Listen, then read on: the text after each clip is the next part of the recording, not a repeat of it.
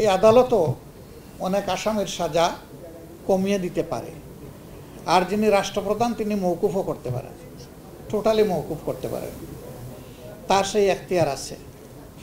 সেই এখতিয়ারটা তিনি যখন প্রয়োগ করবেন তখন তাকে মাথায় রাখতে হবে যে সার্টেন পারপিট্রেটর যে ক্রাইম তিনি কমিট করেছেন তাকে যদি ওয়াইবার দেওয়া হয় তাহলে এইটার বেনিফিট তিনি এবং সমাজ ইকুয়ালি এনজয় করবে, নাকি এই ছাড় পাওয়া ব্যক্তিটি আরও ভয়ঙ্কর হয়ে উঠবে।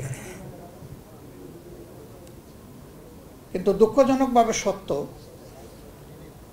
যে আমরা সচরাচর প্র্যাকটিসে এটা দেখি না, আমরা তার ব্যতিক্রম দেখি। এখানে সাধারণত পলিটিক্যালি মোটিভেটেড হয়ে এই বিষয়ে সিদ্ধান্ত দেওয়া হয়।